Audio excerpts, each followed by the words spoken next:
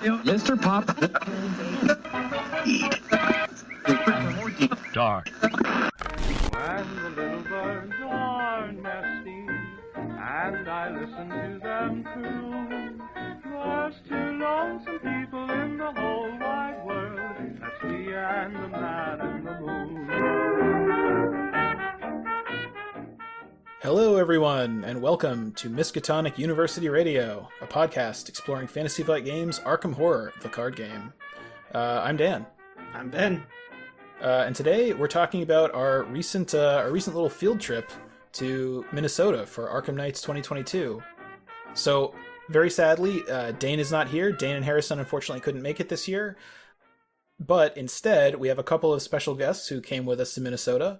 Do you guys want to briefly introduce yourselves? I'll go first, because ladies first, right? I'm Kim. I am the girlfriend in Ben's references on all of the podcasts, because I do have a name. Sorry, what is it again? I need to write it down. It's Kim with a Y. So Kim is here. Well, welcome to the podcast, Kim. Thanks for being here. And what about our other returning guest who was on a few episodes ago? I'm Colin. Probably the player who plays the most of the people who's not on the podcast. I got into Arkham, and they got me into it. I learned how to organize cards, and my favorite investigator is probably Jim. Yeah, well, you're a famous Jim player, and you were on an episode with us a few episodes ago to build a deck, I think, right? That was pretty fun. Mm-hmm. A Rex Murphy deck. Yeah, so the four of us went to Roseville, Minnesota for the weekend, which was really fun. Because there were four of us, we did what we normally do, which is we went to Arkham Nights, we had fun at the games center, we met a bunch of people, but we also played a whole campaign while we were there. So we played through an entire run of the Innsmouth Conspiracy, right? Which is also what we played last year, but last year we had Dane with us instead of Colin and Kym, so it was kind of a revisit, and Kym hadn't played the campaign before, so, it was fresh, and obviously we made her lead investigator to make all the decisions. So yeah, there was some debate about which campaign to play. Obviously, if FFG had wanted to, release Scarlet Keys 4 weeks early, that probably would have been really good. But we don't live in that universe. We live in the regular universe. So we decided to play Innsmouth, and we did it with we played through using 4 of the new Scarlet Keys investigators. So that was sort of the new content that we were trying out. That was pretty good. But let's we just kind of want to recap our experiences to anyone who didn't make it to Arkham Nights, give them a little taste of what that experience is like, and anyone who did go to Arkham Nights, when we talk about stuff, you can be like, oh hey, I was there too. So it'll be fun for everybody. So we flew in on Friday. Arkham Nights kind of starts on a Friday afternoon, right? We all flew into the Minneapolis airport from our respective homes. I'm trying to think of what were the first major things to happen. Oh, we had a man down. We had a big missing person kind of right from the very beginning, right? Who didn't make it on the plane from New Jersey? My favorite sweater. I left it in Philly. My favorite sweater was left in the Philadelphia airport, right there at our terminal, right at the gate. Very disappointing. That is very sad. Are you working on finding a new sweater that has the same characteristics, or I found a new sweater that filled the gaps while I was traveling for work the following week, but I've had it for so long, I know they don't make them anymore. I was very sad about it. That's too bad. Ben did a very good job and tried to get it for me when he went back to Philly without me, but it was sadly not found anywhere in the Philadelphia airport. Oof. I tried doxing it, lost and found, and they said it has not been turned in, which means somebody else found it and claimed it as their own and is probably treasuring it now. Well, I hope they love it because it's a great sweater. People are furiously bidding on it on secondhandsweaters.biz. No, I mean, it's obviously sad when a trip starts like that, but at least it's okay, the worst thing that happened in the trip happened right away, right? Nothing worse can possibly happen. So yeah, that's right.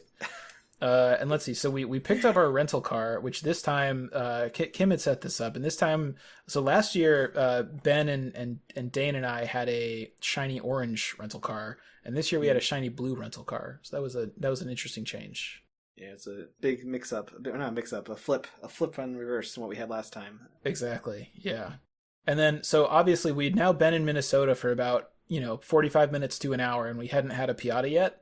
So it was really getting on, Piata time.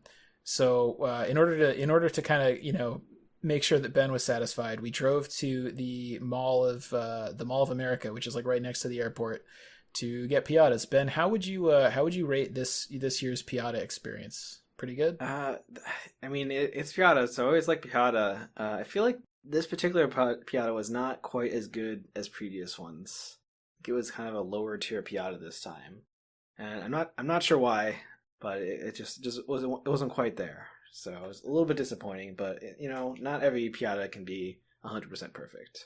I honestly had a similar experience because my plan was, I figured, okay, we're probably going to Piatas twice. The first time I'll get like something healthy. I got like a Harvest Bowl. I figured we'll come back and I'll get like an actual Piata. And then we never went back. So that's how life goes sometimes. I mean, that's usually a pretty safe bet. I'm not sure what happened. I don't know how we didn't go back. I think you kept proposing new pizza places to try out, which is like... I think the big problem was that there wasn't a Piata close to where we were staying, and we were all flying out or training out in the morning. So we couldn't do the traditional, like, right before you get on the plane Piata that we've done in previous years. Yeah.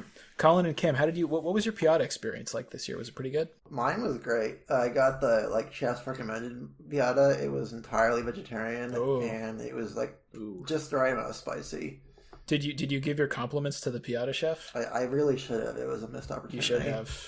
Mine was perfect. Nice. I love calamari, so I got calamari. They almost put calamari on Ben's Piata. It was almost a whole That would have been disaster. like a DEFCON 2 kind of a situation, I think.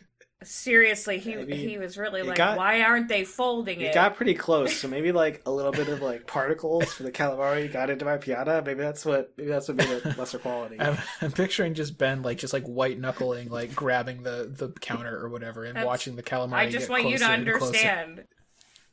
I want you to understand that's exactly what was happening. He said, "Why haven't they rolled up my Piata yet?"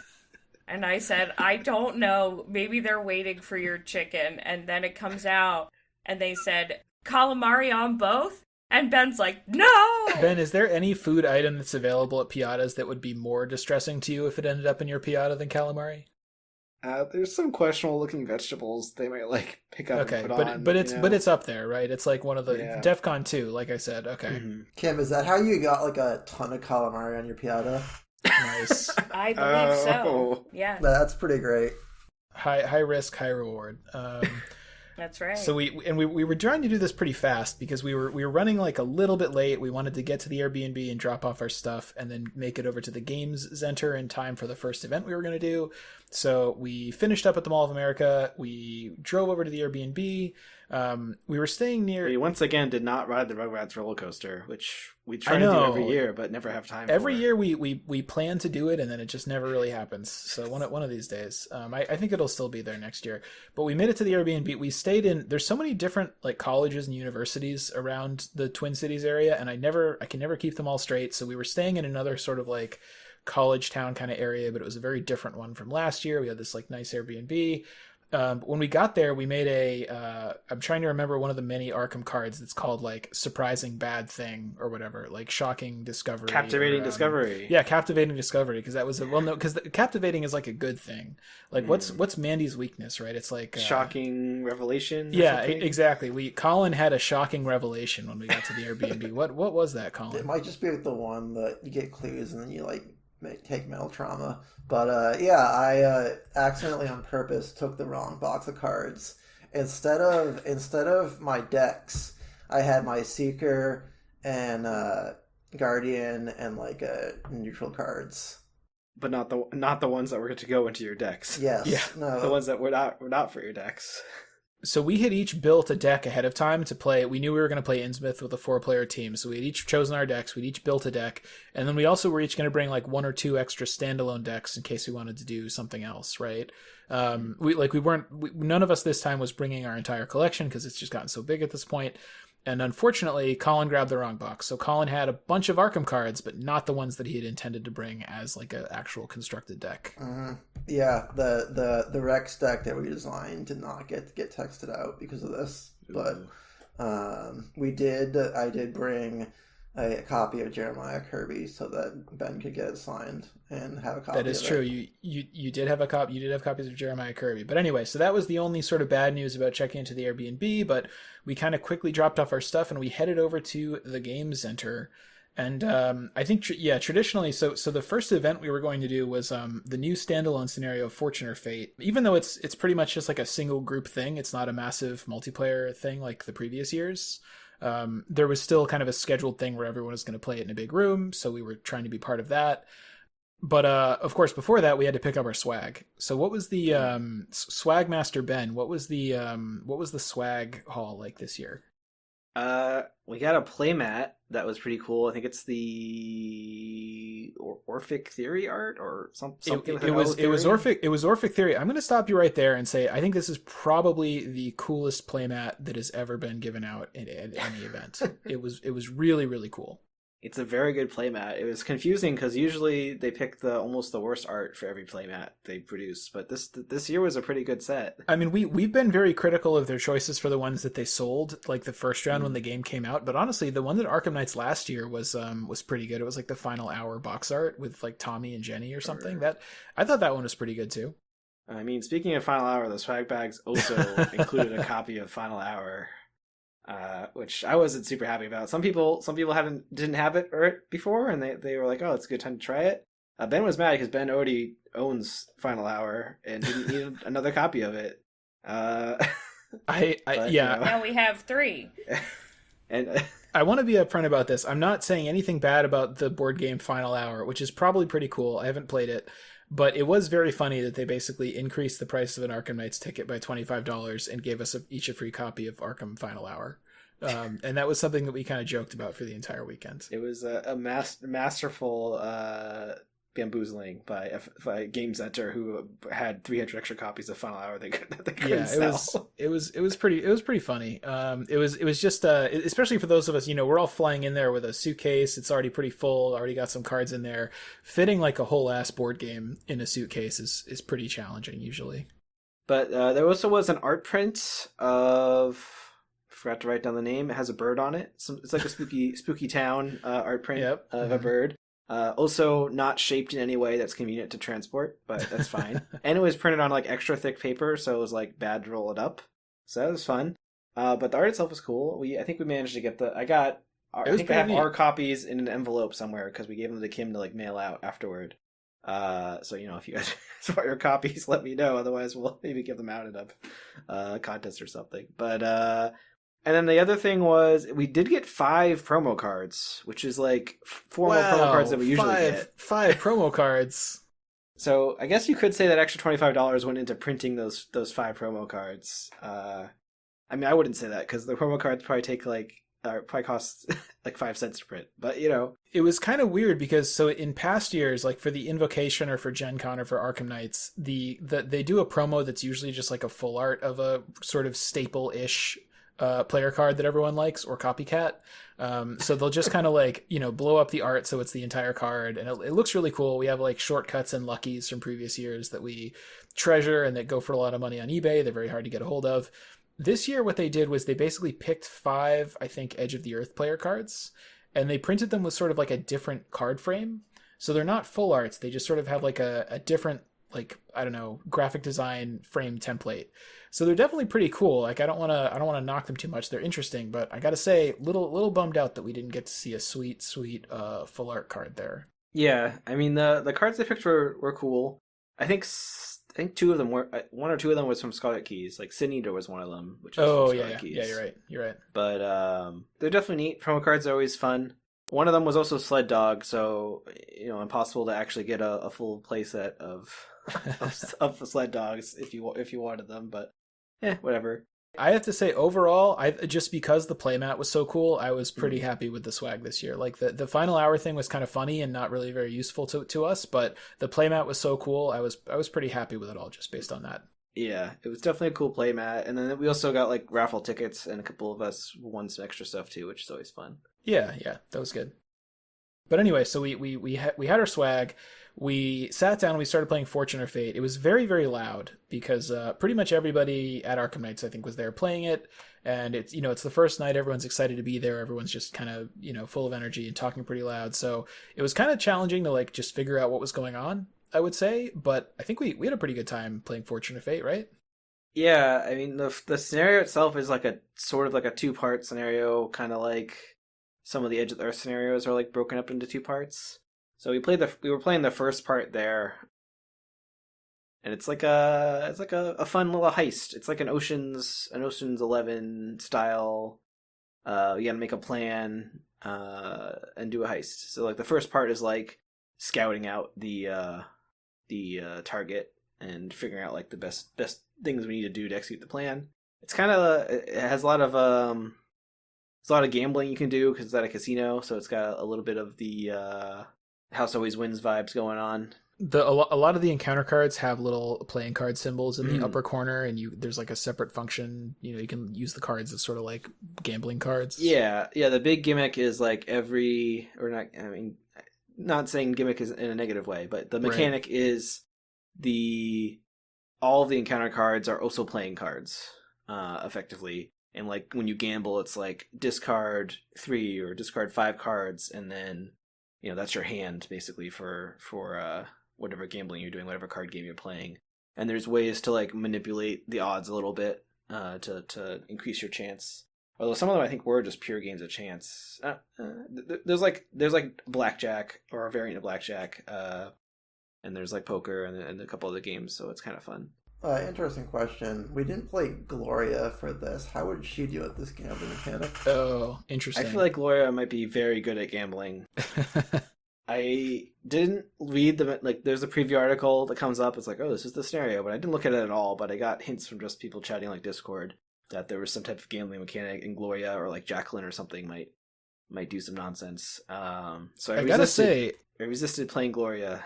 Old ladies do have a very strong innate gambling power. My grandmother used to play Keno a lot. They're very talented at it. Yeah. No, but it was pretty fun. I think the main thing that surprised us about it, or at least that surprised me, was it's a very long scenario. Like it has 2 parts, right? Sort of like the Edge of the Earth scenarios, where you sort of like it still counts as one scenario, but you set it up. You do 2 totally different setups, right? Yeah, and you can optionally skip the first part, but it makes the second part harder. Yeah. Because you don't get to do some like setup stuff. But it's kind of neat, and they like typically when they do these standalone scenarios, they do like pull mechanics from like the nearby main campaigns. Mm-hmm. And this has some Edge of the Earth mechanics, and it also had a Scarlet Keys mechanic, which because we were playing in standalone mode, you mostly ignored. But there's like an item that you can get as a reward for completing it that like ties into the Scarlet Keys campaign. Which is maybe something they're doing with like a bunch of the standalone scenarios for Scarlet Keys, like pulling in the standalone so you have a reason to do them as part of the actual campaign, and you get like a reward that's relevant to Scarlet Keys. So I looked no further into that. I didn't even read the text on the card that you could get, so I don't know what it does, but it seemed neat. Yeah, they incorporated it that way. I think we might have more to say about it at some point in the future, but yeah, I mean, I thought it was pretty fun. It was good. Yeah. And then we were playing who were we playing for that? Vincent and Amina, Zoe and Harvey. I had brought like all the starter decks, so Colin got to pick one of those to play because he didn't have time to proxy a deck. Yeah, and Vincent and Amina were the 2 that we weren't playing for our Innsmouth run, so they were the other 2 new investigators, so we got to try them out at least a little bit. As Harvey, Vincent was a literal lifesaver. Yep. It was a good counterbalance to the constant like 3 damage Harvey took like every 3 rounds or whatever, right? So it was a journey, that's for sure. It's like this old man is so close to death, he needs a private physician attending him at all times. And it worked. He stayed alive. Yeah. I was playing Amina. I definitely was not playing her correctly in the first scenario because I didn't read a card correctly, but I figured it out in the second part of the scenario. But yeah, we only did the first part initially on Friday night, right? Or at least at the game center. Yeah, we did the first part because we'd gotten there a little late and we had taken some time to set up. We only did the first part before the game center was pretty close to closing down. and we were getting hungry. So we left to go get some food, and we figured we would finish it later. I also want to say, so I was playing Zoe, and this had there was a whole mechanic of like, sort of similar to House Always Wins or some of the other scenarios like Excelsior Hotel. There's a lot of enemy cards that you're not really supposed to fight because it adds like suspicion kind of to you because you're just fighting the people that work in the casino. But there's some ways around that. And so Zoe was very stealthily hitting things with the magical hammer for most of the scenario, which was kind of fun. And yeah, while we were playing that, we got to talk to Jeremy a little bit, which was fun. We had him sign our Jeremiah Kirby cards. It was fun to hang out with Jeremy. We should mention. So we brought our new promo card that we were handing out at the event, right? We had what was the promo card that we brought? We had Relic Hunter to complement the charisma we did like 3 years ago. It was done by a new artist, and we also had who I'm gonna butcher pronouncing his name. Dan, what's the artist's name? Ken. Yeah, it's Ken. I don't know how to pronounce his last name, but Ken from Colorado. Ken from Colorado. It came out really great. The art has a whole bunch of different accessory slot items on it that you might recognize, so you can play sort of a fun, find the hidden items game with it. But yeah, people seem to really like it. We got a lot of good compliments on it. Yeah, and I'm sure we've distributed them amongst cast members to hand out at future stuff that we do. Yeah, well, we're going to have some kind of a giveaway thing through the podcast at some point too. So, but anyway, so we left after finishing that first scenario and handing out some Relic Hunters. We headed out to get some food and alcohol, and we went to a place that I have been wanting to go in the Twin Cities area for a while. I kind of had this on the bingo card for last year, but we didn't make it. It was called Psycho Suzi's Motor Lounge. Kym, as I think the other person that enjoyed this place about as much as I did, do you want to describe for the listeners what our experience at Psycho Suzi's Motor Lounge was like? Do you mean Mary's Christmas Bar? Does the name officially change? Christmas Palace. Isn't that what it is? Oh man! Oh, Mary's Christmas Palace. I can consult my notes here, right? But it was Mary's Christmas something, that's for sure. Oh yeah, and it was phenomenal. Dan and I loved everything about it. I loved it too. It was great. Good. Yeah. See, I'm glad Colin was on board with us. I also appreciated it. It was a fun time. I don't know if we painted a good enough word picture here. Imagine the most tinsel you've ever seen in your life, and then quadruple it. Yeah, that sounds about right. So basically Psycho Suzi's for like 4 months out of the year, starting in October and ending in January, turns into Mary's Christmas Palace, and where they cover every wall with tinsel. And we were only in one side of the bar. So if you look on the Instagram, I showed some pictures, but we didn't even travel to the other side where I poked my eyes in, and it was just as bad, if not worse. Just as good, if not better. Just as good. The first timer side of the bar or something. Just as festive, if not merrier. We should have gone back. Honestly, it was so good. But yeah, every item on the menu was Christmas themed. If you just pointed your eyes in literally any direction than 360 degrees, you would hit some type of chintzy Christmas decoration. And I want to just make sure people understand, the other 8 months of the year, this is a tiki bar, already an extremely fun place to hang out, already very cool. But for the very extended Christmas season, they just make the whole thing like as Christmas themed as it normally would be tiki themed, but you can still see the like bamboo stuff underneath, which just makes it even more fun. Yeah. Dan still got a Mai Tai, but I'm dreaming of a Mai Tai Christmas. Exactly, and it had like a Mai Tai. It had like nutmeg or cinnamon in it. It had a little bit Christmassy ingredients in it. We had like fondue. We had like Christmas themed pizzas, which honestly were kind of like okay, but it was the whole package was just was a great experience. Yeah, the food there wasn't great, but the drinks were great. Oh yeah, there was like a drink in a Christmas ornament or something. Yeah. We also I don't want to speak for anybody else. I probably drank too much. We kind of we went a little nuts there, but it was a good time. It was great. I enjoyed every moment of it. Very fun. Definitely kind of a highlight of the trip, I think. If you're in the Twin Cities area from October through late January, and you're looking to have a good time, check it out. It's pretty good. Now we know whenever we're at Arkham Nights, it's Christmas time. Exactly. Yeah. Christmas comes every year. Yeah, I mean, I imagine it is just as much fun when it's not Christmas mode. I don't know if we'll ever see it in that fashion because we only go to Minnesota in October, but yeah, it's probably worth checking out during the whole year. Once we escaped from Psycho Suzi's, we went back to the Airbnb and we realized we still had to pull off a heist. That is true. Yeah, we were maybe a little bit, a little bit tipsy, but we still had to finish our gambling crime adventure. So we played the second half of Fortune or Fate, and because we were in the Airbnb instead of in the very loud game center, we could actually hear each other, and we could actually sort of see what was going on. So that was cool, and yeah, it was fun. Pull out your Cyclopean hammer that you stashed ahead of time for the heist. That is true. I hid it under the floorboards so that later, when the shit started to go down, I could just start hammering everybody, and I did, and it was fun. Yeah, I mean, we didn't quite finish it that night because we were getting pretty tired. So we put pause on the heist, which luckily we did a flashback and we had planned that the whole time. So it was all part of the heist. But yeah, I mean, we did finish up the next morning. Although you have notes here that you did something first. Yeah, for some reason I volunteered to wake up early, and we wanted like snacks and some kind of breakfast. So I went out to Target because it's Minneapolis. You got to go to a Target. And I got pretty good bagels from this place called the St. Paul Bagelry, and brought those back to the Airbnb. And yeah, we enjoyed some bagels, and we played through the remaining chunk of Fortune or Fate.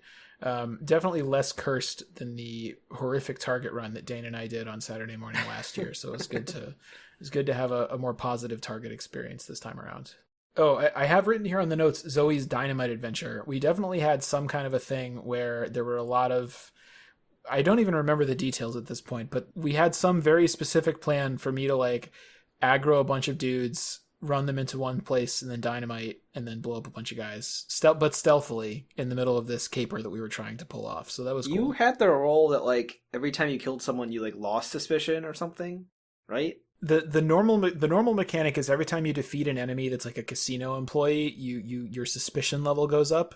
But I had like the special role which makes it so that you can lower your suspicion, so it kind of cancels out.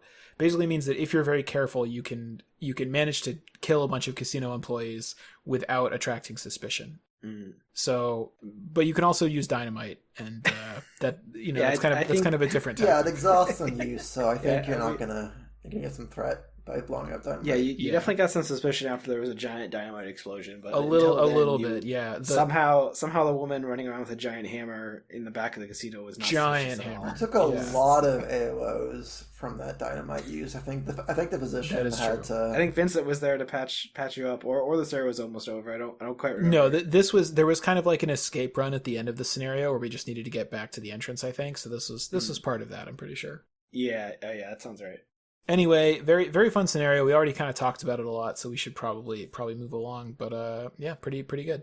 And then after that, we went back to the game center. We were gonna get our Innsmouth run started, right? And we figured, let's go to the game center, let's play a little bit there, and let's be ready to hand out some Relic Hunter promos, talk to some people. So we did. We played what's the first Innsmouth scenario called?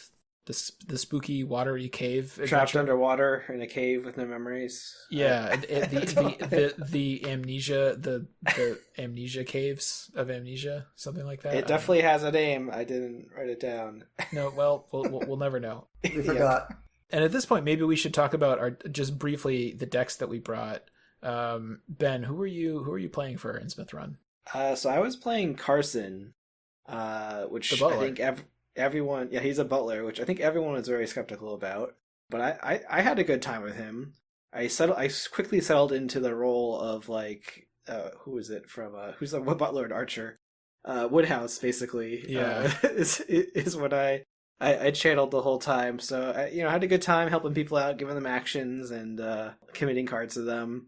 There's some like full nonsense with Carson you can do that I've seen floating around, and we'll probably talk about that more whenever we do an episode about the investigators. But I think he was helpful. I think he usually gave out at least 2 actions a turn and committed cards, and at least once during the whole campaign I think I got 1 clue. So yeah, you were doing like reg good stuff, Carson, right?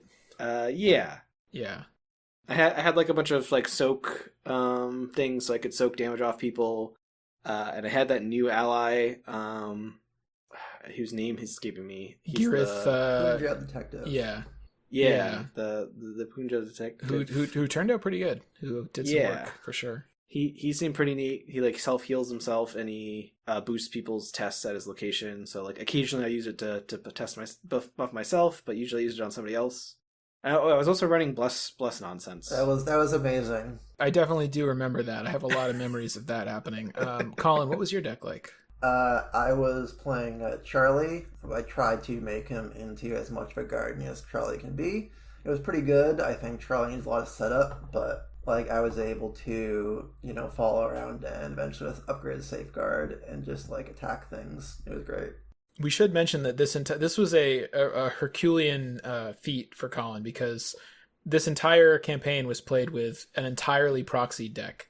So a bunch of just random Arkham cards with little scraps of paper put in them with the text of other cards written on them. So it was funny because we would often ask Colin, like, oh, Colin, can you kill this guy, or can you come help us here or something?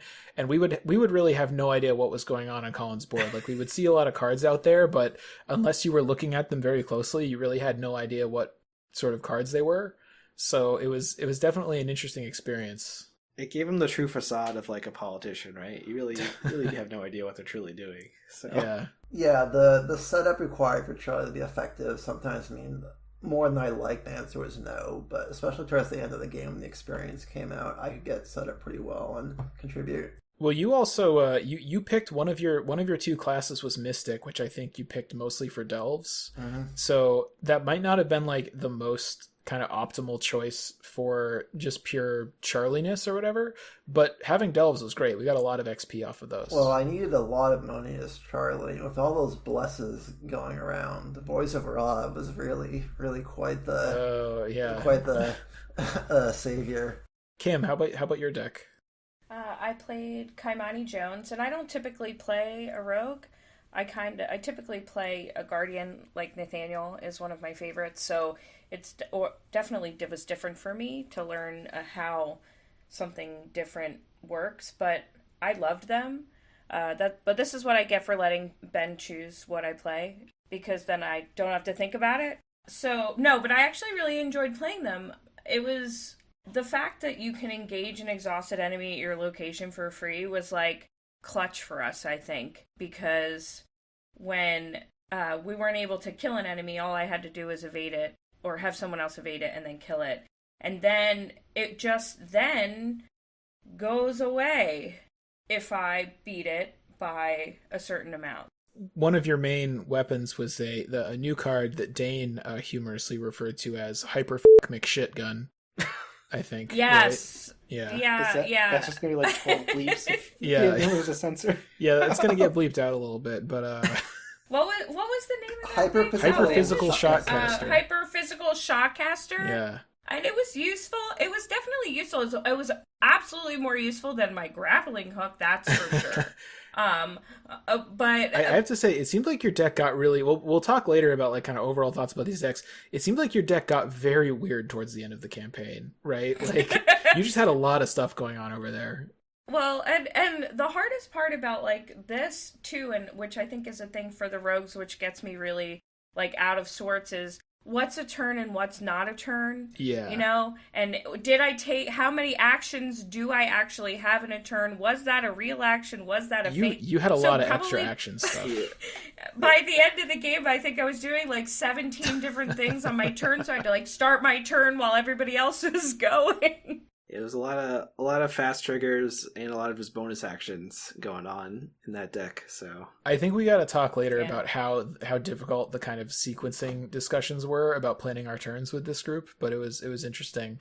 For mine, so I think people who listen to this podcast, they're probably familiar with the sort of predilections that Ben and Dane and myself each have when it comes to Arkham Horror, the card game. I like playing Seekers a lot. It's my favorite class. But sometimes you kind of have to just change it up and do something drastically different, right? So I figured, survivors, I give them a lot of shit. I make fun of them sometimes, but maybe survivors are good. So I decided to play Daryl, the photographer, in our group, which big change for me, obviously. Survivor, red deck, very different. Supposed to fail tests instead of passing them. Very strange. I got to say, I had a really good time. It was a very fun deck. I picked up a lot of clues. So, What color cards were in your Survivor deck then? I mean, I was playing Arkham Horror the card game cards mostly. I had some red cards in my deck. You did? Yeah, I had. Did you? Yeah, I had multiple red cards in my deck. I saw a lot of yellow. Well, okay, let me be clear. Not multiple distinct red cards in my deck, but I had multiple cards in my deck that were red. So, that it is what it is. Just luckies. Was that all it was? I mean, technically, yes. Technically, that is correct. We made you get Ancient Covenant at some point, right? I think I eventually did get Ancient Covenant as well. To help with the Bless, but then we never remembered to use it. He got it to rebel against the Bless because they were drawing too many Bless tokens. Yeah, I think I got that as some kind of passive-aggressive, like, if you guys are going to keep just fucking up the bag with Bless tokens all the time, I might as well get something out of it. We both got both Ben and I got the Guardian card that saves Bless tokens to keep it going. We'll get more into our kind of overall thoughts on this team and these decks later. All I have to say is Daryl, probably #1 survivor in the game. That's my take on Daryl. I mean, I guess I don't disagree with that, but I feel like it might be for go. different reasons than you. So we played the Great Cave Amnesia Adventure, which I don't remember any super specific stuff that happened. I think it went. I think we felt like we were gonna lose near the end of it. Like we felt like we were running out of time, and then we just kind of like managed to pull it out. We were like very beat up, and Yeah. It was getting kind of iffy, and then like.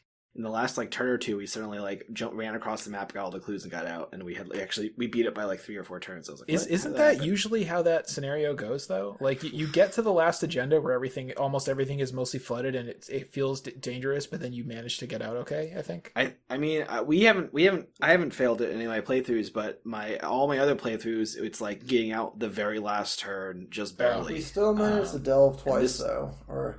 Yeah, this one we not only got out with like several turns, but we delved twice. So like with all the victory and memories and whatnot. So it was but it was looking very dicey up until that point. So speaking of dicey, people that are following along with the progress of kind of where we're at in the weekend so far might have realized that by now it's like mid-afternoon on Saturday, and we have finished 1 out of 8 Innsmouth scenarios. Yeah, there's no reason we haven't tried to do the Iron Man yet with So the reason the reason that we didn't get a second Piata probably is down to this. I was going to try to make everyone watch Citizen Kane just to kind of tie in with Colin's deck during the weekend. That didn't happen either. We were kind of falling pretty far behind. We were doing the math on like, can we actually finish Innsmouth this weekend? And the answer was yes, but it was kind of tight. So we left the game center to grab dinner, and so that we could get back in time for the trivia contest. We went to this place called Pizza Loose, which I guess is like a chain around there. Ben, as a pizza aficionado, what was your take on Pizza Loose?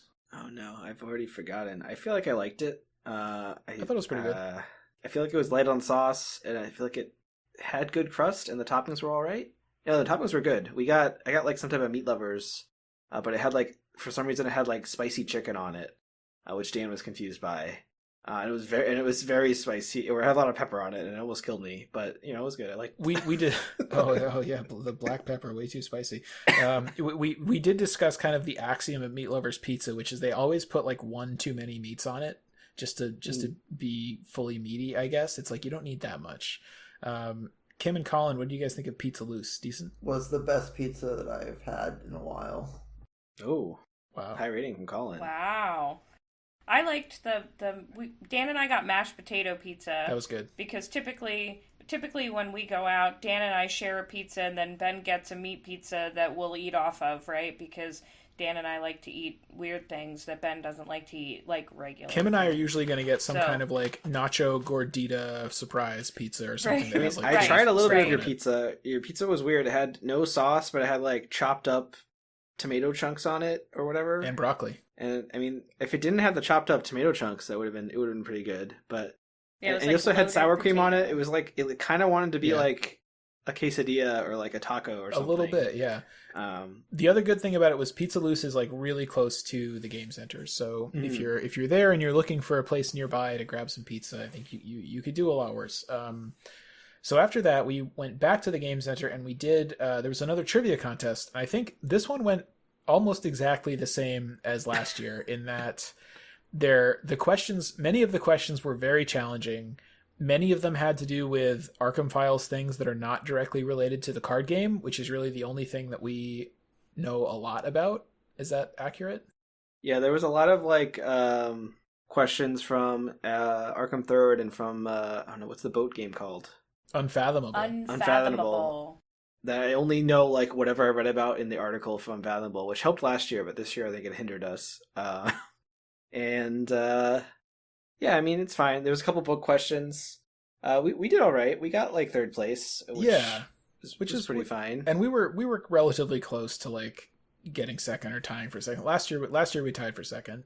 Yeah, and there was a couple questions that we second guessed ourselves on, and I think went with the wrong answer we could have gotten if one of us was more confident. There was at least one that I was pitching at overruled, and at least one Dan was pitching at overruled. I'm mostly disappointed. The final question was like asking what locations were in which neighborhoods in Arkham. Yeah, like Arkham Horror 2nd Edition. Well, just the topology or the geography of like the town of Arkham, there's like, oh, this place is in East Town or whatever. This place is in Rivertown or whatever. And, if you remembered the map for like Arkham 2nd Edition or Arkham 3rd Edition really well, you would remember like what color part of the map of the board, Ma's boarding house is in or something like that. We kind of partially, well, I should say Ben, because Ben was the only one that like really... I mean, I don't know. I drew the map, but I couldn't remember the names of all of the neighborhoods, but I knew the locations of all the build of like each building. Yeah, exactly. And we unfortunately I flipped two of them. I think I flipped like uptown and downtown or something. So yeah, you still did better at that than I would have. Probably better than any of the rest of us. So most of our points come from like the random like, oh, there's like 10 there's like 5 answers to this question. You get a point for each one. Yeah, and those are the ones that I like remember. It's like, oh, what are the prologue investigators called? Or when I shouted one out loud, and like everyone next to us heard it. That's usually what carries us, but it's a good time. I feel like the team that won might have been the same team that won last year. It was. It's the trivia experts, which is good for them. Yeah. So I mean those are the people that we have to try to strive to defeat. Hopefully next year we can get Harrison to show up, and I think things might go a little differently under those circumstances. Yeah, he'll be our ace if we can bring him. So otherwise, Dan, you're gonna have to read all the novellas. So. I mean, maybe, but then how are we gonna play a bunch of games of Unfathomable? Are you gonna play every Mansions of Madness scenario from first and second edition? Oh yeah, there were like random Mansions of Madness, but that was a question I got right though because I looked at all the game components. Anyway, trivia pretty fun. We also I forgot to mention this earlier, but we talked to MJ a little bit earlier that day. That was fun. There was a costume contest, which is always a fun part. I wasn't over there in the room where they were doing it, but it looked like the costumes were pretty good this year, I guess. Yeah, there was a good amount of costumes. I think one last year. I feel like there's a couple that might have been recurring ones, but someone had like a very good Haster full costume that I think won. But cool. There was a lot of people dressed as various investigators. I think the ones that usually win are the ones that are like super, like not just the investigator. It's like something weirder and more creative. It's like you do Ashcan Pete and you bring like a big stuffed dog to be Duke or something. It's that kind of thing, which is cool, But yeah, I mean, it's a good time, and people usually do a pretty good job at replicating the looks of the investigators. So that's always cool. I think we also said hi to Duke at some point during the day there too. We did, yeah. We missed them on Friday. That I think the Mythosbusters did an interview panel with like Jeremy and MJ and Duke on Friday, but we were still in the middle of Fortune and Folly. We would have liked to have watched that, but we were still deep in Fortune or Fate and trying desperately not to fall too far behind. So yeah. But anyway, so back to trivia. After trivia, we went back to the Airbnb, and we really needed to get at least a little bit more Innsmouth done. So we played through the second scenario, the flashback to solve a mystery scenario, the vanishing of Lena Harper, I think, right? Yeah, I can never remember the name, but yeah, it's kind of like the Clue one where you gotta figure out the location and the person. And my main memory of this is that I was very tired. I think probably all of us were very tired. So we managed to do it. We did. We didn't have Dane's ability to perfectly predict with whatever we had narrowed down. So I think That's true. I think we only got it half right and had to deal with the mob near the end. But did we? I don't remember. We were playing very late. But we did. We made it out. We did not. We got one guess wrong, so we were able to complete the scenario. So yeah. Yeah. So the mob was there, but we had to. We needed a location and for get sure, this and we got the suspect wrong. Who was the suspect? Was it the teenager? I think it Yeah, was the guy who Yes. That's right. It was. I think I've only ever have it be the teenager or the like oil tycoon or whatever. Who's the latter, which is the very obvious criminal, and this time it's like it was the teenager who's always like, oh, I was coerced into doing it, but then later like they show up and they're just hanging out with the cult. It's like, oh, I don't know, it's always fun, but yeah, then we definitely crashed after that, and I think we woke up on Sunday, right, to head straight to the game center. I think we did more bagels or something. Maybe I can't remember. But the plan on Sunday was that we were going to arrive at the game center at 11 a.m. to do. There was a War of the Outer Gods being organized by some fans, but it was using this new fan-made kind of expansion to the scenario that uses different. The original War of the Outer Gods has like the green, blue, and red cults that are kind of fighting each other, but this new variant of it has like purple, yellow, and black cults. Mm-hmm. That are based around different ancient ones. So they have different rules. I think it's called the Cosmic Pantheon. So the designer is Mint Tea Fan, aka Tofu Muffin, on our Discord. And the art and graphics were done by, I'm not sure how to pronounce this, but Hauke, Hauke. And the person organizing the event was Davi, who we met and talked to. I thought this was really fun. What did you guys think of it? I thought it was an improvement over the original. I thought the cults were a little bit more distinct. They were maybe a little bit more complicated in terms of what was going on, but their interactions were a little bit better. Like the black ones had like mechanics where like they would heal. Like if a black one got hurt, it would like trigger a thing to heal one of the other ones, and when one got healed, it would trigger a thing to make the other one attack or something. One of them had like the ruins thing where they would like ruin locations, and then encounter cards would interact with it. The yellow one was like Chud Mel or something, which is like a disaster ancient Mel. one, and it would like cause like typhoons and like volcano eruptions and stuff, and it would like slowly destroy the map, and that interacted with like if the map was a little destroyed, it would buff his guys. Oh yeah, and the black one, you had to drink the milk, the black milk. Oh, remember? And so one of the cards made you drink a mysterious milk. That was an experience. Because obviously Davey handed out a bottle of black milk and said, "You gotta drink that." And luckily Colin was there. So Ben, obviously a big milk drinker. Milk also. Colin, Colin also a milk guy on occasion. So it was good. But it escaped me. What was the purple one's theme? Wasn't the purple one the It was the void, right? So it was like, I can't remember, but I liked that one the best. It's weird that I can't remember. They had a special encounter deck. It had like its own little deck that you like whenever you interacted with the monsters or its encounter cards, you had to like draw from a deck and it would like make the test harder. Oh yeah.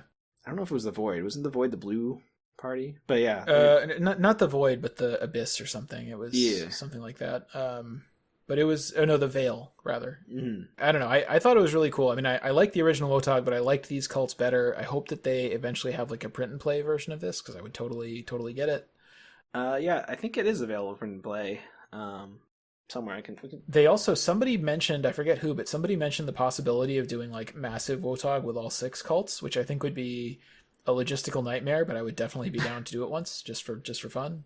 Yeah, I think there was discussion of it. I don't remember if they had rules for it penned down yet, but like to organize it, you would need some kind of person that really takes great pleasure in the intricacies of interpreting rules and moving things around and figuring out which monsters fight other monsters. And I just don't know if there's anybody like that around here on this podcast right now. So it might just be impossible. I don't know. Yeah, that's basically where we're at. But no, it's definitely cool. Minty Fan does a lot of custom stuff and variants, so it's always good to look out for what they're doing. So after the Cosmic Pantheon War of the Outer Gods, we played the third Innsmouth scenario, which is In Too Deep, I think. Yeah, and we did play War of the Outer Gods with our Innsmouth team. Oh yeah. We did it like as a standalone, kind of like in the middle of as like an augmented thing in the middle of our campaign. And then we left Innsmouth briefly to go to wherever War of the Outer Gods takes place, and then came back to Innsmouth. As you do. And In Too Deep is the one where there's the barriers around the town and the town is gradually flooding. I think that this one was pretty fun. It seemed to go pretty smoothly, I think, more or less. I think it went pretty well. There was at least one instance where Colin was very sad. We did.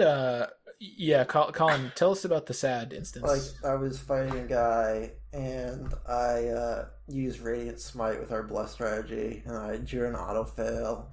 And then Ben got kind of sad too because those 3 Bless tokens had to go away. And then Yeah, you did waste my precious Bless tokens that weren't really doing anything. And then I attacked again, and then I got another auto fail or curse fail. Brutal double auto fail situation. I really wish that I had had a little bit more like kind of energy and opportunity to just keep track of all of the wasted bless tokens over the course of the weekend. There were a lot. There were just a lot of like bless zero pulls. We saved so many though with our dual guardian powers. Yeah, we got Sacred Covenants online pretty quickly, so we were able to keep those bless tokens going. Yep. I mean, I was using them to like give discounts with Rite of Sanctification. You know, like Carson helping people out. That was pretty all right. Colin was using them to smite stuff, and yeah. We should also say, so during this scenario, I think both Colin and Kym won purple playmats in the raffle, right? There was like one of the playmats was kind of a weird purple demon guy that looked pretty cool. I think they were both the same playmat. I think Kym might have won hers on Saturday. I think Maybe. it was the same day. Yeah, they both got it. It has like a Night Gone on it or something. I don't know if we knew where the art was from. We thought maybe it was from Scarlet Keys. Yeah, that was our guess. So we'll see maybe. Definitely very purple. And this one, so I also briefly, we met, I forget I don't know if we know his last name, but Peter the Lego guy, the guy who created the kind of list and instructions for making Lego versions of all of the investigators, who is really my personal hero when it comes to the extended community of Arkham Horror, the card game. They're so cool. He had them on his table. I took a look at them. Really neat, just awesome little Lego renderings of all the investigators. Very, very cool. Talked to him a little bit. We posted him on our Instagram. If you're a Lego person or even a little bit of a Lego person, definitely check that out.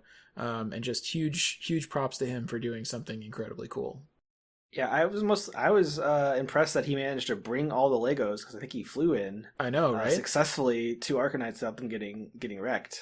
So yeah. I mean that was a feat in itself. Oh yeah. I mean, we definitely met a bunch of various fans there, or at least I did. I think most of the time when people came up to get oil hunters and chat with me, you guys like were on a bathroom break or whatever, or a beer run. But we saw William from Arkham Fantasy, who makes those little Arkham pixel art stickers. I think he gave some of those. Anti-Markinov. He gave me like a little mini rules reference with like all of the timing windows, skill tests, and some other niche rules. So, you know, Ben was very excited about this. I was. Oh, he sure was. I was very excited. I think Andy gave us, they gave us some little class ribbons. So they were like little ribbons to stick on your lanyard that had various class names. When they came by, they asked me what I wanted. I wanted the red one, obviously. So I said Survivor was my favorite class, and it said On Your Own on it. And I was there by myself because you guys were all getting drinks or whatever. So I took it as a personal slight, but that's all right. But yeah, they had some cool ones for one for each class. They came back later, and I got the ribbon for my old favorite class, Seeker, and my new favorite class, Survivor. So that was fun. I was happy to have both of those. Yeah. I think Gorfax, who's a Reddit mod on the Arkham Reddit, gave out a foil Double or Nothings. That was cool. Which was very funny because they were also the taboo Double or Nothings that say Forbidden on them. Yep, too good. The card's so good they had to ban it. Reaver Man gave me a little Brotherhood sigil token thing. I don't know how to describe it, but that was fun. And Darpal guy, I bought an Atlash Nacha like card tray, which is like so you can put the cards in it and spin it around so it can be the spider to manage that scenario better. Which I realized that I've never actually played that with physical cards. That scenario. You could play it with a real physical spider. You could get a tarantula and kind of just move it around the board as you're playing. You know? That might work, but I also can think of a few reasons why it wouldn't. But who might have shoot down such? Kim is kind of shaking her head. I feel like Kim might have some thoughts about this. I don't think we're bringing a tarantula into my house. Okay. We brought cats into the house, though. Yeah, no, those are different. They're sweet and lovable, and I guess Tarantulas are very nice. They're fuzzy. I'm told. All right, they are fuzzy. Maybe one of the campaigns in the future will have like a giant cat boss that you can use one of your cats. I feel it's unlikely. Cats are always allies. Well, I mean, we didn't even know the name of the cat. So remember, we don't even know the name of the cat. I knew the name of the cat. I was talked out of it. I was weak-willed. It was called the The cat. black cat. No, it's called the Black Cat. Oh, the black it's the cat. name on the card. Yeah, that's right. I got convinced it was something obscure. That was one of the trivia questions that we debated a while and did not get right. So yeah. Anyway, so we're here. We're at the game center. It's Sunday. We're trying to finish Innsmouth Scenario 3 in Too Deep. We kind of had to rush to finish it because inexplicably the game center closed at like 10 on Friday and Saturday and 6 on Sunday this year. Usually during Arkham Nights they keep it open later. So we were rushing. We discovered a new technique of standing up while playing Arkham Horror, the card game, which helped at least a little bit. I think it definitely got us moving a little bit faster. So that was good. And we did narrowly manage to finish by 6. So that was great. We were definitely one of the last. I think we might have been the last group playing, and we were one of the last groups to like get out of there. But we did get out of there before 6, which is what's important because you never want to be the person that is anywhere after they close because that's just not cool at all. Yeah, it is a rules violation, so it puts an asterisk on the whole event. So we went from there directly to get some dim sum at a place called Pagoda that was pretty cool. Oh yeah, that was very good. You got like I don't know, egg drop soup and dumplings and buns, and it was good. It was good. And sticky rice. Oh yeah, sticky rice. I forgot about the sticky rice. Minnesota, a lot of good food in Minnesota. So dim sum. We did another quick Target stop because you just always need stuff at Target. It's there. You have to go. And then we went back to the Airbnb, and of course we were kind of under the gun now, right? Like we had already planned. We had the Airbnb through Tuesday morning. We were flying out Tuesday morning, so we had Monday to finish playing Innsmouth. But again, it's Sunday night, and we have finished 3 scenarios out of 8. So we figured we basically had to get 2 done, or at least we figured we had to finish scenario 4 and at least get part of the way through 5 at the Airbnb Sunday night. So we played scenario 4, which Ben has helpfully written in the notes, flashback to boat time, which I guess is correct. So that's the kind of chill one where you sail the boat around to the different little islands and you look for clues, right? Yeah, you're trying to find artifacts or something, right? I'm trying to remember, did anything super exciting happen in this one? Who was in charge of killing the friend? Did Colin murder it in like 1 round or something? Oh, the anime Kraken? Or yeah. I don't really remember, but we killed it somehow. I feel like in general we were not, as a team, we were not excellent at murdering things, I would say. We managed to kill all of, well, I guess that's kind of spoilers for the next one. We eventually killed everything, but like the thing with Kimani is they aren't actually very good at dealing damage to stuff. They had the guns, the weird guns with the weird name to basically do damage when needed, but otherwise they were reliant on evading stuff to poof it, and that doesn't work on like bosses or stuff with victory. Right. Yeah. On elite enemies, yeah. But it worked. We got all the clues, we sailed the boat around, we finished it, and then we did scenario 5, Horror in High Gear, the car chase one. Let's see, what happened in the car chase one?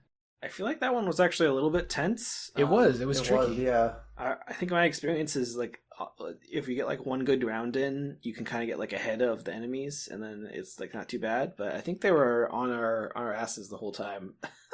Yeah, basically. We didn't have any dynamite too. I think the ridiculous Daryl Clue engine that we can discuss later sort of it took a little while to get going in this one, so we were kind of like. And didn't we have like the 2 cars got separated near the end, which is bad? Like you don't want that to happen. I think we got separated by accident. Yeah, I don't know. Somebody went forward, and then we were like, "Oh, we shouldn't have gone forward yet." But it was dicey, but I mean, we still won. The thing with Horror in High Gear is like you're kind of almost not supposed to actually make it all the way to the end. I feel like you're supposed to, like, they're expecting you to like. There's a lot of Ancient Evils. I think they're expecting you to hit some long ways around, but I think every time I've played it, we've got enough clues or used some other telescope technology to never go to the wrong way around. We also, like, the penalty for not getting clues in a lot of parts of Horror in High Gear is just you take a crap load of damage in Horror. And we had, Ben at this point, the Carson deck had a lot of, like, help people soak stuff cards. Yeah.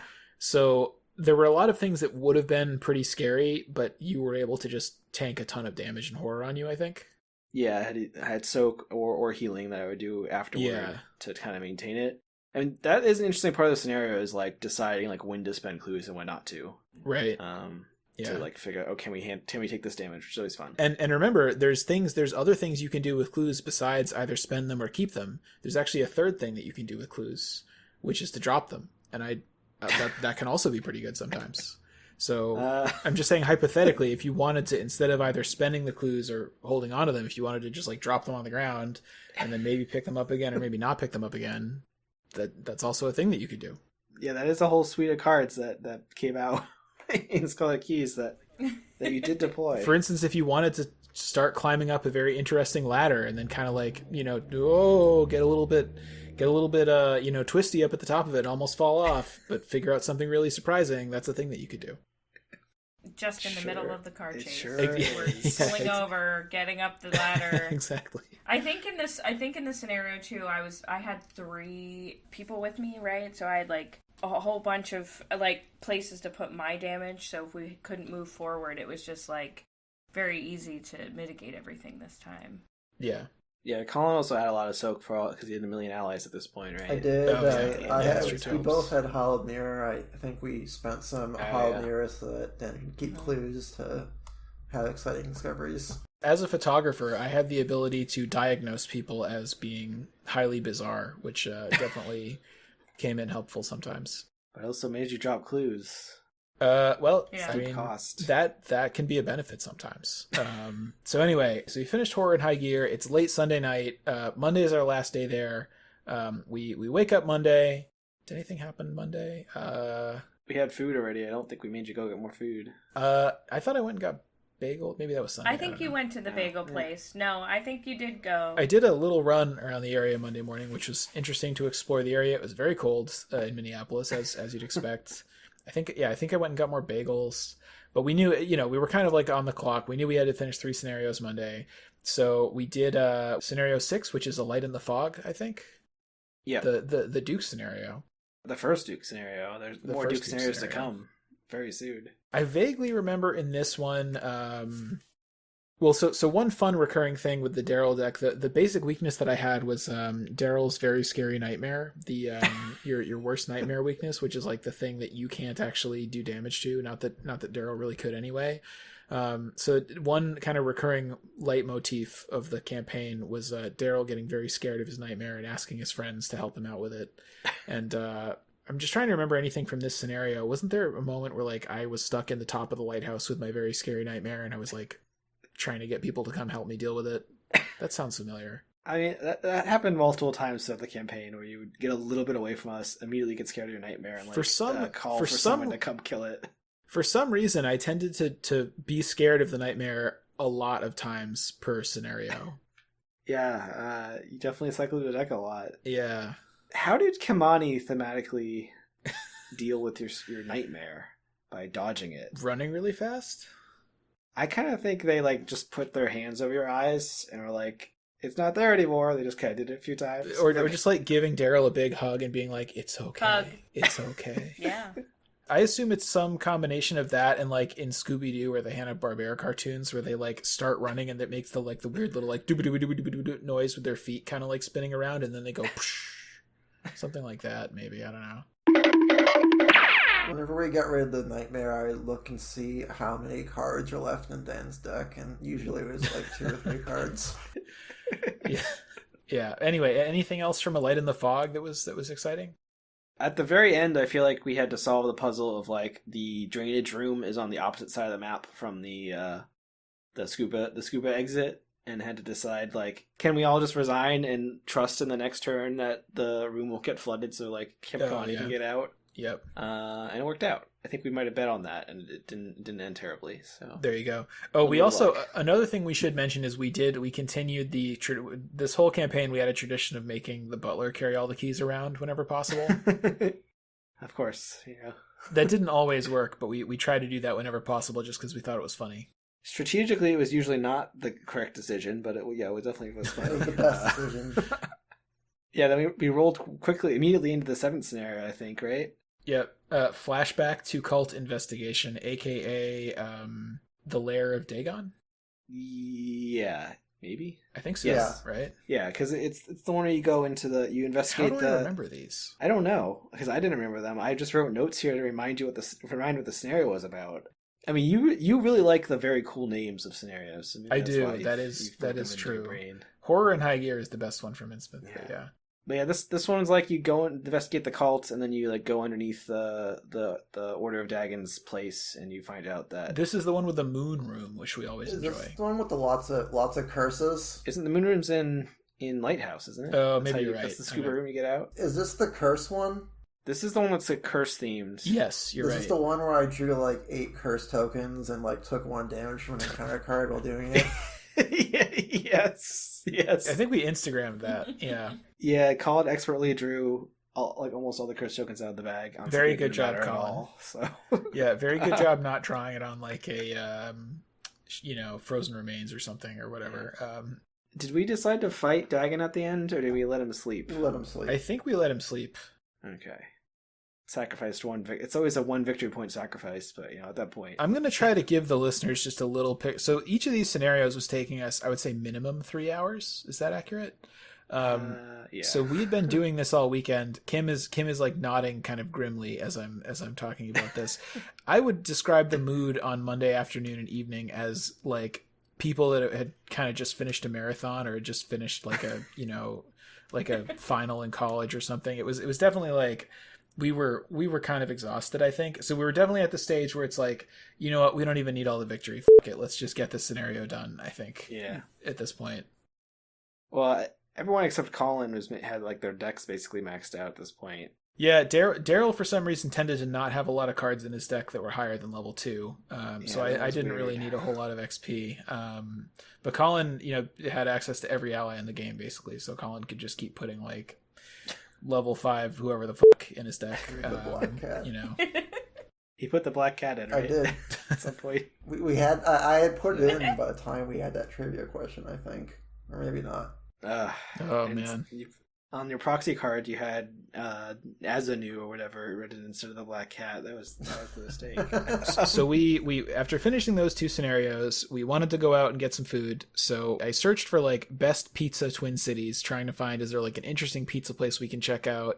We found this place called Black Sheep Coal-Fired Pizza in sort of, I think it was in not downtown Minneapolis, but kind of like the outskirts. Like it was a little bit closer to the center than where we'd been hanging out. So we drove over there. It was very cold. Is the main thing that I remember about that experience. And I thought the pizza was pretty good. What did you guys think? Yeah, I think it had good pizza. Coal-fired pizza, right? Yeah. Wasn't as good as the sweet and like spicy peach sauce pizza I got at Pizza Loose. But there were very large pineapple slices on the pizza. I remember that. They were slices, Yeah, not They pieces. were entire slices. Kim's exactly correct. Yeah, they weren't diced. Instead, it was sliced. So, I think the pizza. I think I liked the pizza. I can't remember if I liked it more or less than Pizza Loose.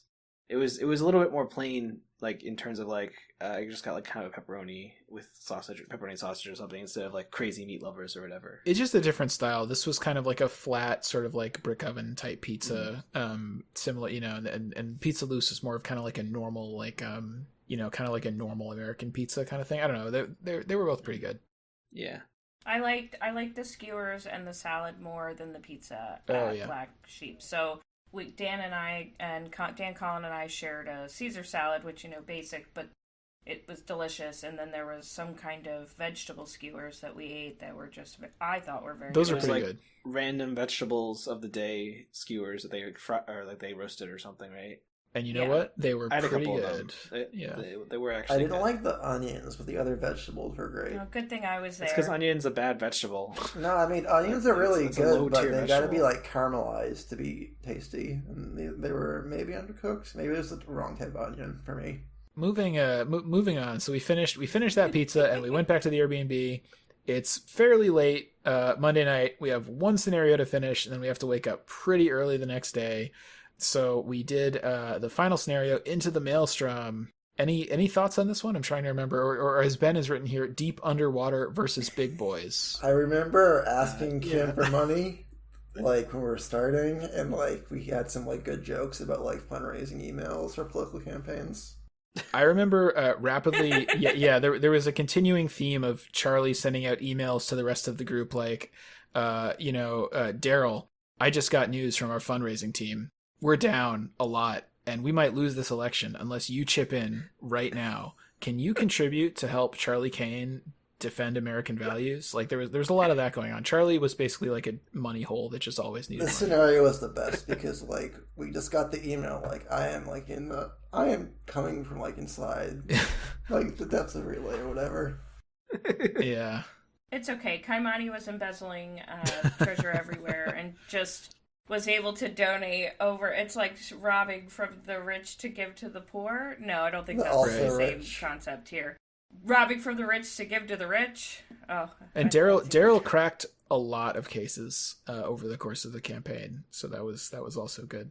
I guess my memory of this scenario is moving around the map very fast and having everyone just safeguard with me and picking up a huge amount of clues, which is kind of what you need to do in this scenario. Yeah, in the later scenarios, both Colin and I had like safeguard level 2, and we would just like stand on top of Daryl, and Daryl would move, and we would just follow him everywhere. And Kamani was like, "Where'd you guys go?" I would just like double Pathfinder, double shortcut everywhere.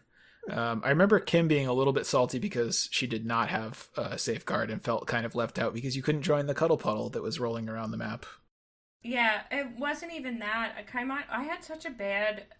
Out of all of the scenarios we did, this was my worst experience. You had some really bad luck. I got a lot. I gave away my money to Charlie, and then fundraising. You're not supposed to do that. You're supposed to ignore those emails. Right, and then the problem, and then every draw was bad, and I couldn't get a machine, like I couldn't get anything moving. So I was just like I think I remember I was just kind of standing in the middle. You got like the encounter card twice, where you have to either flood an area, or like, or like lose where investigator was, or lose a bunch of like stuff you had played, and like we were all hanging out in our scuba suits, like in the same square, and it was flooded. Yep, and I was just sat alone by myself in my scuba suit. Your stealth, like your stealth got trashed, and you like couldn't avoid it or something, and that like killed your engine a bit, I think.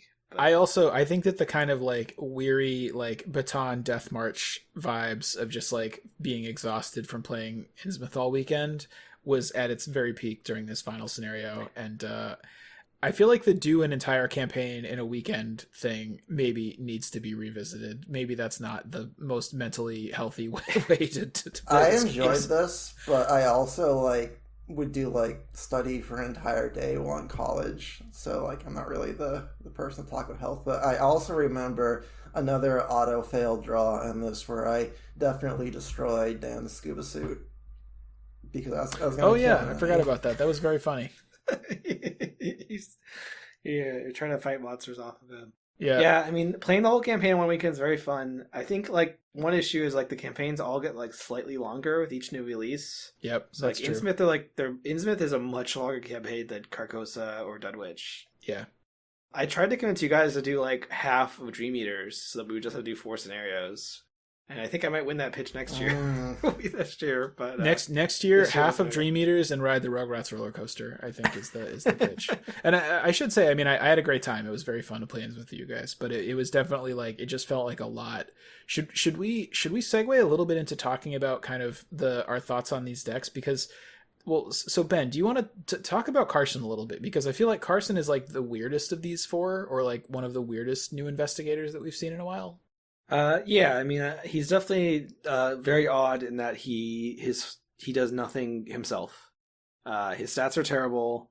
It's very hard for him to like boost them up to both task tests and efficiently do stuff himself.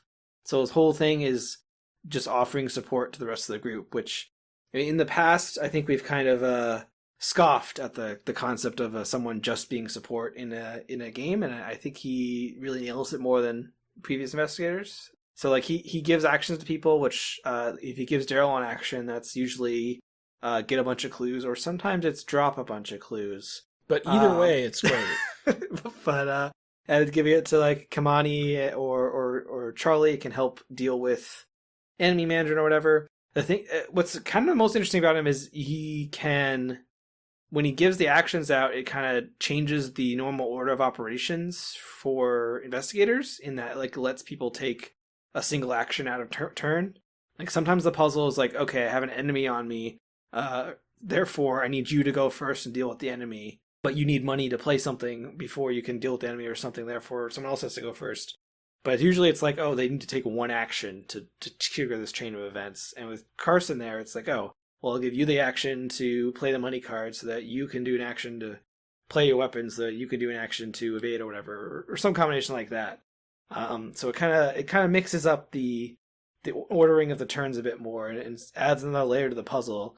It does make it a little more time consuming when we're doing strategy, which might have slowed us down a little bit, but I think it's pretty interesting, and it's a fun way to tackle the game. I want to add that I think that Carson has like the bonus action that like is most often always used. Like I guess like Daisy can usually use her tome bonus action, but like it's always being given to someone.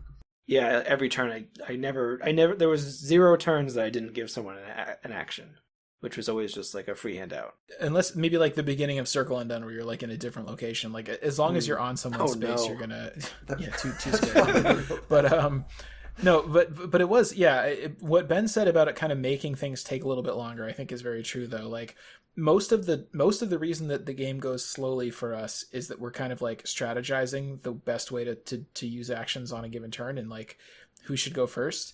Even with a normal group where everybody has kind of different responsibilities and everybody's turn is really separate from each other, it can take a while if you have 4 people.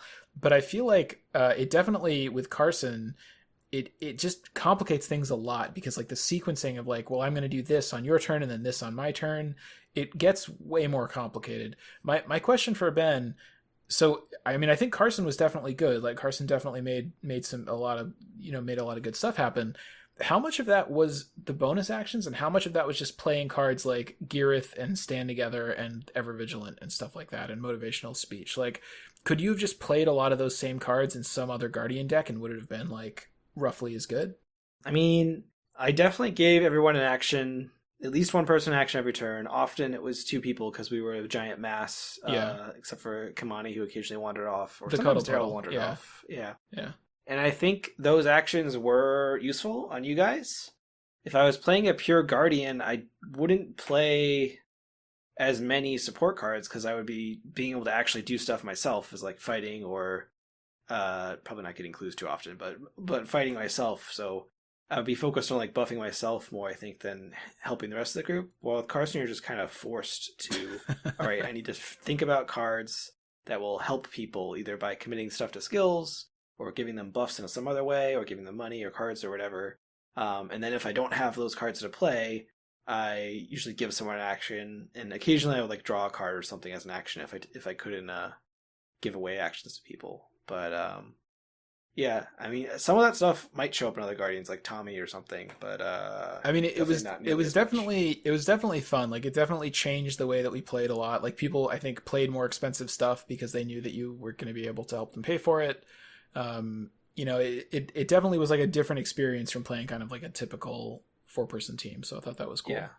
And yeah, I mean, I liked it because usually his turns were pretty simple. It was just like once we solved the puzzle of who was going first, it was like, all right, you take an action, you take an action, you take an action, I play this card. Right. It was great. So I enjoyed it. Colin, how was overall, how did you like Charlie and what were your thoughts on playing that deck? He was good. Definitely a massive money hog. I had like 2 Voice of Ra, 2 motivational speech, and like I put an upgraded emergency cash in there. He just used it all, but then when you get like 6 allies out, you can kind of do anything. You can pass any skill test. You can fight people with your Time Lord brands or whatever. So would you say you put together a winning coalition? Yeah, the team, the whole game. I got gang up at the end, but I did not manage to like summon everybody to fight a Cthulhu because he won the scenario before they can come out. And you played Guardian Mystic Charlie, right? Mm-hmm. And that's one of like 10 different ways to play Charlie. Yeah. So I imagine he can go in like lots of other different directions. I think like Rogue might be better for like a fighting Charlie deck, but like getting Delves is pretty great. And we got the Wars of Ancient Evils and other bad cards. We should mention, because Ben didn't mention this too much when he was talking about Carson, but you guys definitely put a absolutely stupid amount of blessed tokens in the bag for like the entire second half of the campaign. But mostly Ben. Yep. I I had a couple because I was subclass survivor on my Carson, so I like basically used that to get blessed tech. I managed the level 2 Holy Rosary some blessed tokens once, but it was mostly Ben. There was a lot of blessed tokens. Most of the time they didn't do anything and people drew them, but that wasn't necessarily why they were there. They were there to do some discounts. I also used them myself to like occasionally pass a critical test if I needed to, with like a favor of the sun and whatnot. And I think, Colin, did you ever get Nephthys going? I don't remember. I did not. I remember we like used Blessing of Isis twice in one turn. Oh, that was really silly. Like, that's the very fun thing about Carson, which is a minor thing, but like whenever someone draws an Elder Sign, he also has drawn the Elder Sign. He gets to draw a card. So, you know, drawing cards is always sort of fun. So on someone else's turn, that's what I get to pay. Is like, did you draw an Elder Sign? Nice. That's pretty good. And the blessed nonsense is you can Blessing of Isis to like force an Elder Sign if you draw 2 of them in a row. So. And the blessed tokens get put back in the chaos bag. It's great. Yeah, we can't let us drop below 10. We need all 10 of those. So. Dan, what did you think of your Daryl deck? I had a good time. Look, survivors, they're not for everybody. You know, they do things a little differently. They're a little off the beaten path. You gotta, you know, they're maybe a little bit creative, you know, but it can be a really good time. No, I mean, we might talk about this a little more when we talk about the new investigators on like the later episode, but I mean, the whole deck that I was playing basically came down to research notes plus captivating discovery and knowledge is power, which knowledge is power should be banned, by the way. I think, in fact, probably several of the cards that I had in that deck should just be banned. It was pretty nuts. Like research notes, the research notes captivating discovery thing is you just have like an incredible draw engine perfectly coupled with a sort of basically archaic glyphs, only in some ways better. Like, you know, you collect a ton of evidence. It took a little while to get going. I think Dane is going to be kind of like dismayed or kind of roll his eyes when he sees this deck, because I had Hawkeye folding camera in it for the first couple scenarios, and then I took it out because I didn't really need it and it was too slow and wasn't really doing a whole lot for me. I dropped a ton of clues, and then I would just pick up all of the clues again.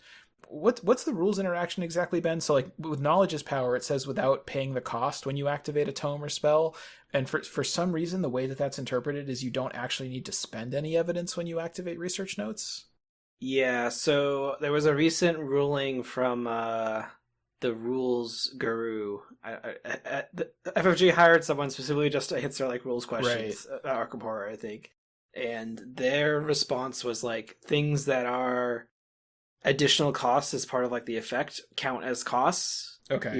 Even if it's like you may spend whatever if you succeed or something. Yeah. And knowledge is power says you ignore the cost, or I think. Yeah.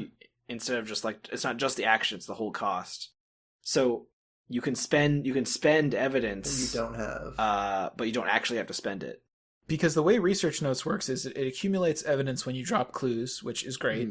And then when you can activate it to do a int test difficulty 0, and then for each point you succeed by, you can spend an evidence to pick up a clue, basically, right? Yeah, but if you're using knowledge as power, you don't even have to spend evidence. And by the way, you can have 2 research notes out. So when you play a captivating discovery, you drop 3 clues, you get 6 evidence spread out between the 2 of them. It's kind of nuts. The other thing that's interesting is research notes. Because it's not actually an investigate, it kind of gets around a lot of things that we discovered. Like there would be some room where it says you can't investigate this, or you have to, if you investigate and you succeed by too much, you take a damage or something. It's like, well, I'm not investigating, I'm research noting. Do we get to ignore locked door with that? Yeah, dodges locked door. Yeah, exactly. Like you totally ignore locked door. You also just ignore a really high shroud. Like you could have like a shroud 6 location with a obscuring fog on it. You don't even care because it's difficulty 0. So it was, I don't know, it was all pretty bonkers. And then you couple that with the typical Seeker stuff of like practice makes perfect, perception 2, crack the case, Pathfinder shortcut. It was pretty nuts. But I don't know, I had a good time. I picked up an absurd amount of clues, and I drew through my deck many, many times, and I still enjoy that. Yeah, I mean, even without the knowledge is power ruling, I think it was still would have been pretty absurd. Because it's because you get the double research notes nonsense happening, right? I don't know what they're going to do. I think that they should just ban like 10 Seeker cards probably, and errata like 10 more. And I don't think they're going to do that. And the thing is, I don't have it in me to stop playing them. Like, that's just not how my brain works. So Do you guys think if I like just like, Dan, cover your ears for a second, if I like just print a PDF that looks in the same format as the taboo list and like, Dan, there's a new taboo list. Dan won't check the FFG news. He gets it all from me. I tell him when there's a new taboo list or anything's announced. So I could just make one and say, Dan, this is the new taboo list. That actually sounds about right. I did not cover my ears, but oh no. I don't know. We'll see. I mean, I had a good time, and you know, we beat the campaign, and it didn't feel like we were like totally cheesing it most of the time. Maybe in a couple places. So, like it was maybe a little bit less absurd than last year with the Crazy Mandy deck. So you know, we managed to beat the last scenario. You also occasionally did use evidence to like do Daryl stuff to like make it so we could pass tests. I used it to run away from my very scary nightmare when no one could help me with it, which is more often than I had expected. So that was good. Kym, what was overall thoughts on Kimani? Like fun deck, good time? Yeah, I had a blast. I think I have a little bit of a new respect for the rogue mechanic with this. So like Ben put in, as I made him do it all, right? So I picked everything when we upgraded, but put in stealths, which was really nice because it was just free evades. And with all of their special abilities, it just made it so easy for me to take care of your very scary nightmare almost every single time. Well, I feel like I fought a lot with Colin over who was going to kill an enemy or who was going to make the enemy go away, because I was like, well, what else am I good for? Because I wasn't my engine wasn't as well built for clues as I would have thought. You know, I think that they should kind of be able to do both, but when I got the cards out, it was mostly evade this, evade that. The managing the amount of turns or actions or plays or whatever you want to call them that I had got a little crazy after a while. I had it was nuts. It seemed like all four of these decks I would describe as kind of like high skill ceiling, like not for beginners kind of decks. Kimani especially, you just had so much stuff going on. You had that weird like illicit deck thing going on. You had like a million actions per turn. Just the way that Kimani's ability works is really complicated, you know? Yeah, it was really nice I liked the illicit deck a lot because it gave me the opportunity to draw at the beginning of my turn and purchase a card for one resource if I wanted to, or put them back at the bottom of the deck in whatever order I wanted, which was great because then I'm like, okay, I know, where it's coming, where they're going. I never had to shuffle that deck, which was great. And I got all my illicit cards were in there, so I was like picking them out and going, okay, this one's going to be used here, and I could set it up however I wanted. And then, 2 free evades and a free evade with my ability, and by the time I got to my actions, I wasn't actually sure what I was doing because there was nothing left to do. Because I was like, okay, well, I guess I'll take a money and draw a card, or I'll embezzle some treasure, but I never had to worry about Faustine bargain with these with the guys putting in less tokens all the time. Somebody will pull out a curse token and go, where'd that come from? I'm like, I don't know. Where did that come from? I appreciate more funny tokens in the thing so I could get more money with Voice of Ra. Yeah, for Voice of Ra. But I really enjoyed it. There were just so many like bless, curse, bless +1 draws or something this campaign. It was great. Everybody loves that. It was really fun. Colin got very good value out of his Voice of Ra because of all his bless, right? Didn't you get average 5 or more on that? And very rarely got 3? I drew 3 once. I never got a 1 resource Voice of Ra. I think the first couple were both 7. Because I think the latest taboo on it made it so that it was all symbol tokens work for Voice of Ra. Yeah, right? That's what made it good. Otherwise, it wouldn't have been nearly as good. The way that I would sum it all up is we did Innsmouth at Arkham Nights last year with me, Ben, and Dane, and this felt very different just because we had honestly, my deck was not that dissimilar from what I had last year and kind of thematically, but in general, we had a very different team, and it felt like it was kind of a different experience. Well, the Scarlet Keys investigators are all weird. They're weirdos. Yeah. Yeah, which is always good, and we'll probably do a whole podcast episode talking about them. Yeah. So it made it an interesting puzzle, and obviously we had 4 players this year, and at the speed we play, that means it's like another 45 minutes which per scenario. makes it a lot slower. Yeah. We should mention briefly the what kind of resolution did we get? I can't remember. Did we expose the government or something? Like, what did we do? Yeah, we made Kamani pick between helping the government and not helping the government, and I think you picked help it.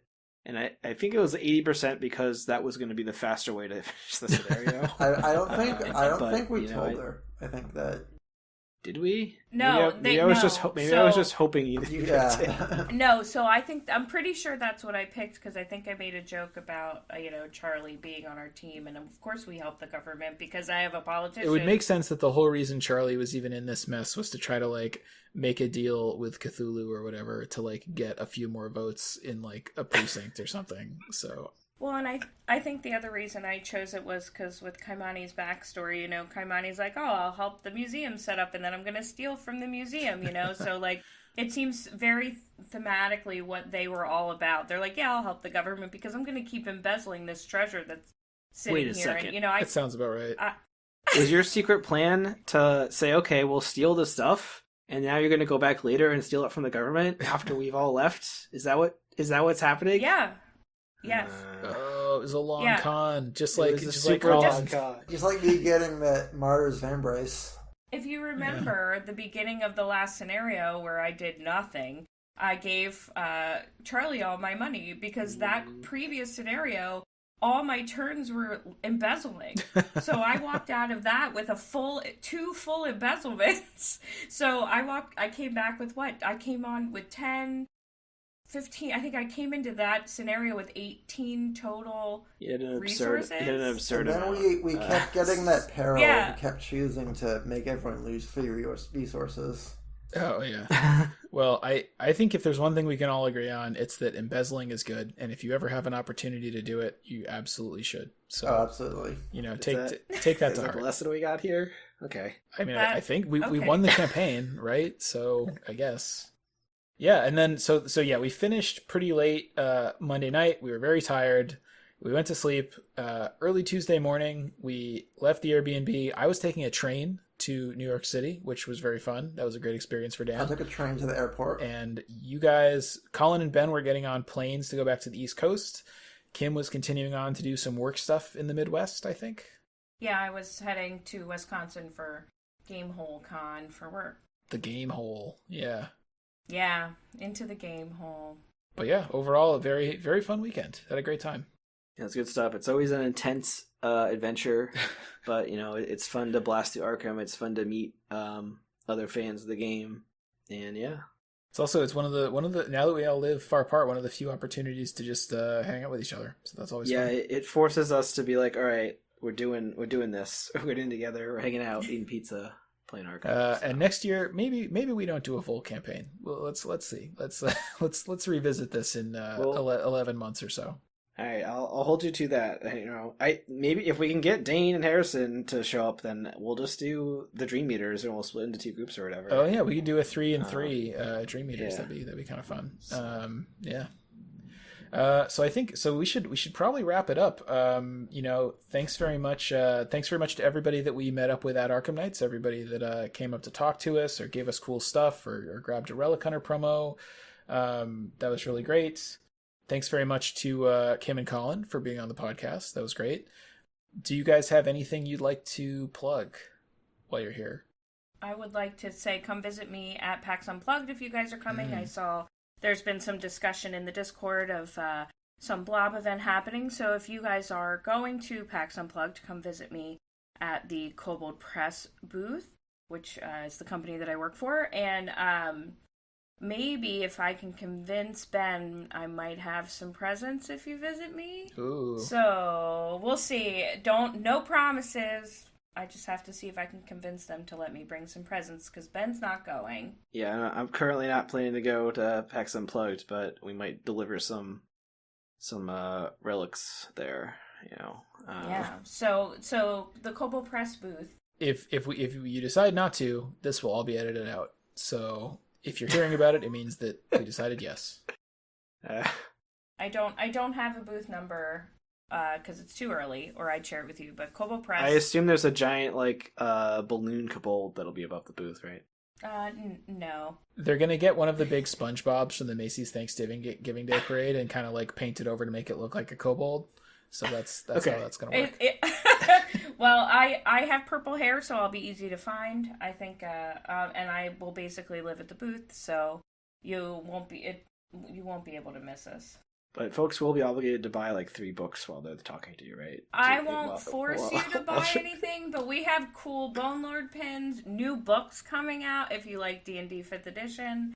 So there's a lot coming out. Nice.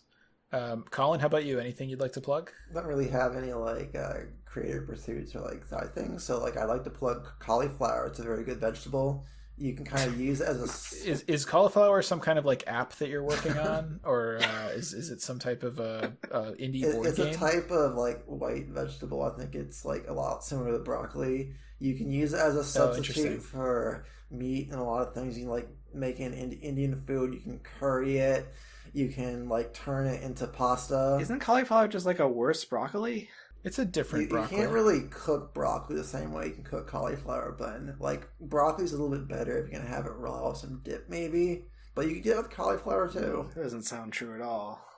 You don't want to eat any vegetables raw. You want to make sure you cook them and cover them with stuff. I had a salad with curry and cauliflower for lunch today, and you know what? It was all right. I just want you all to know that Ben does eat cauliflower. Don't let him fool you. He just doesn't know. I mean, I feel like the fact that it's not green probably makes it a little bit less scary, I would guess, right? What? Or a little bit less unpalatable, maybe. I don't know. Oh no, I shouldn't let you hang out with Colin. Well, anyway, everybody listen to Colin and eat some cauliflower. All right, well, I think that's about it. So, everyone listening, if you want to reach out to us, leave us a comment or email us at comments@mur.fm.